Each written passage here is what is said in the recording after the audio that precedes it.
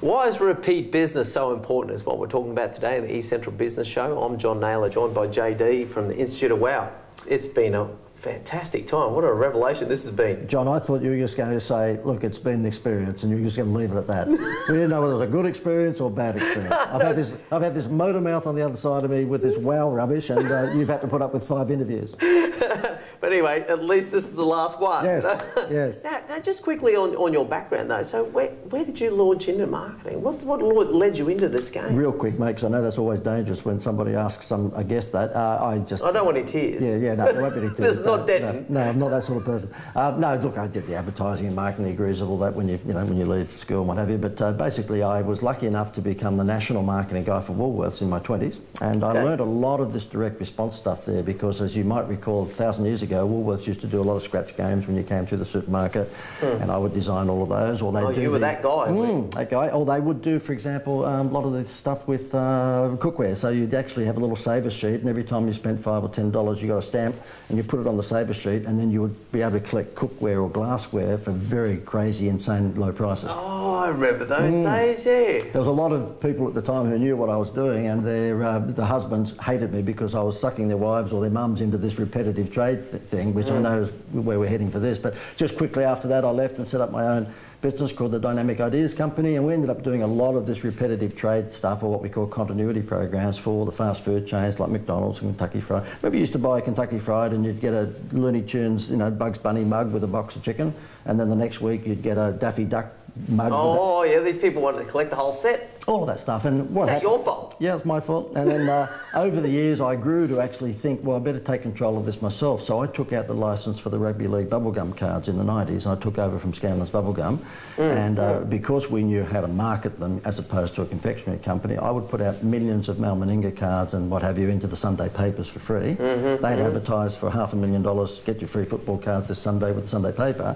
And of course, what would happen is, as soon as the kids got the sample, and that's why I am a big advocate of sampling, they would pester power mum and dad, I want to buy the $2 packet at the news agency. And we took the Rugby League football cards, and I know this is me being a show-off, but we took the Rugby League football cards from $2 million the year before to $12 million in one season, $12 million worth of turnover in New South Wales and Queensland, because of this repetitive trade thing. Once you give someone a sample that's part of a collection, they've got no choice. It becomes a habit. They've got to collect all the cards, in my instance, the football cards. So we did the same thing with Disney and Jurassic Park and all those sorts of movies. We took out all the licences and did the same thing with the newspapers. And I know what you wanted to ask in this. This segues quite nicely into the repeat trade question. Yeah, it is. And you, seriously, John, there's no easier way to do it than where we are right now in this particular period, because we live with the internet. And the crazy part about it is so easy to capture the data online of your potential customers, which would be called prospects, and then market to them so that they continue to come back and back and back. Because if they do come back and back and back, they get a reward. And that's what most people are not doing. They're actually collecting data, they're not using it. Yeah. No, well, you see that sort of thing. So are you actually saying that, like, every business should have some sort of loyalty program? And look, there's very few that I could think of that shouldn't. Every business, I come in contact with A to Z as you do, and I'm yet to come across a business that wouldn't be suitable to a reward program.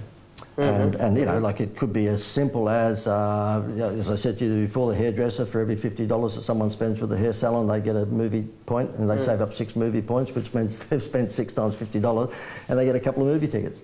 And generally speaking, how I say to people is that think about what discount you normally would have given. So if you sat there in your business, online or offline, and you said, you know what, I'd be willing to give up 20% discount just to move all of this stock, fine. Don't ever drop your prices by 20%, but rather just transfer that 20% into a wow factor. And whether that's, free face cream, if you happen to be in the business of women's cosmetic products or whatever it might be, put that into a wow factor and then have a points accumulation system. So, for example, if you're a hardware store and you said, for every $100 that you spend with me, I'll give you a point. Now, let's pull it this way. You don't have to give away a hardware item. And that's why I'm a big fan of things like the gold cinema passes and stuff like that. It doesn't have to be something, because if I was running Cadbury chocolate, I would not put 20% at the end of that crunchy bar for limited time. We've had enough as it is. We're overweight as it is. Don't give me any more chocolate. Just save 10 of those wrappers and you'll get a gold pass to the movie tickets. Well, not a gold pass, it's got to be for 2. If you give a gold pass away, it's like winning a shoe. So you've got to give 2 away.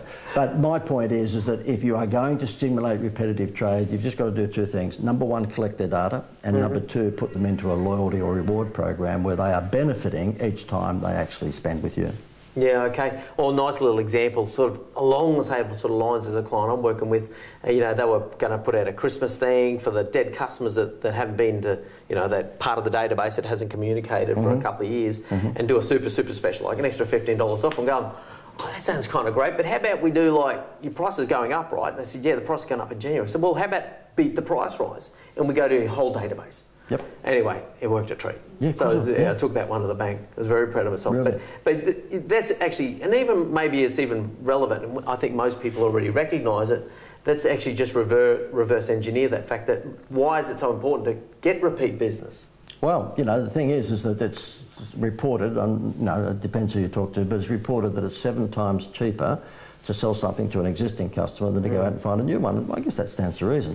And so therefore that's why it's important, because if you've got a database and it's lying dormant, then for goodness sake, you've got to, you know, create a system whereby you can regularly communicate to them and give them an incentive to continue to purchase. I've had some big clubs over my time as clients, so Parramatta Leagues Club in Sydney and the Panthers, which is a big one out in Western Sydney, and they would have big databases of 40 or 50 or 60,000 people who are members of the club. Oh. I'm talking the Poker Machine Gambling Club. Yes, yes. And yet the only time they would ever communicate with them was when their membership was up for renewal. Okay. Nuts, crazy. Yeah, yeah. You should be communicating with these people regularly, and keep in mind, not necessarily just by email, because we all know that if you send out an email blast, no matter how much you think your list loves you, if you get a 15 or 20% open rate, then you dance in the rain. That's just life the way it is, because everyone's like the fat kid at Sizzlers. They've just, you know, basically overused the buffet being email. And so therefore, really, the thing that you're after these days, I haven't got mine with me, but if I did, I'd hold up the iPhone. You want their mobile.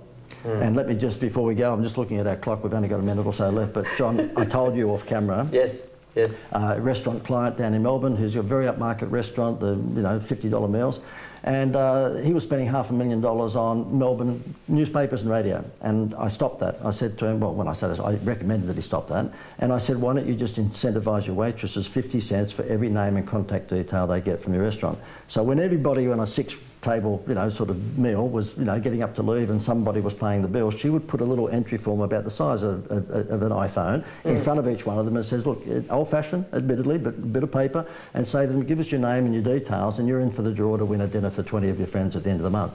How big is that database? 38,000 at the moment. Christ, really? You know what they do, John? Every afternoon at 3 o'clock, the owner of the restaurant, I've seen him do it, I've been there, he yells out to his secretary, Cheryl, tell me how many of our 130 seats are booked tonight. And she says, oh, on the computer, 61. He goes, well, we better send out one of JD's text messages, not email, text message. And the reason for that is 94% of text messages are open within 3 minutes. Put that against your email open rate, and it's not even a contest. 94% of every text message is open up within 3 minutes. Why would you ever send another email? Yeah. So she sends out a text message and says, oh, hi, John and Gail. Listen, Chef Pierre would like to invite you to come to our restaurant tonight. I know it's 3 o'clock this afternoon, but if you get in quickly and book, you'll be able to enjoy our $68 meal for 2, like whatever it is, a lobster tail. No one leaves that restaurant without spending $200. The upsell there is incredible. So they get them in on the 68, but they end up getting 200.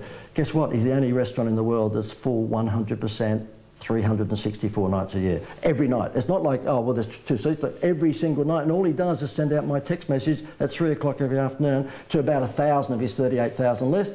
So he's not even working his entire database? No marketing. So he doesn't have to spend any marketing money. So I've saved him $500,000 that he was spending on newspapers and radio, and he fills his restaurant every night with a 5-cent text message that goes out to 1,000 people. If he doesn't fill all the seats, he'll send it out to another 100 people to get rid of the last 10 seats. The only restaurant in the world that's full 100%, 364 nights a year, and you know what? No one else does it because they don't collect the data in the first place. There you go, fabulous. Now, eCentral, by the way, we love doing that sort of things. Text message marketing, email marketing, social media marketing, a few videos is what we do here, and I'd love to talk to you about that if you're of interest, and obviously very compelling examples there. Now, you've got 20 seconds to get your call to action out. Go for it. Do my plug. Okay, well, if you've got relationship problems or Okay. No. If you've got a need to sell more stock or sell more services, yeah, you can find me at theinstituteofwow.com, theinstituteofwow.com. So if you just jump on there, you'll find, you can contact me at john@theinstituteofwow.com. There you go. And that's another episode done at the eCentral Business Show. I'm John Nayler.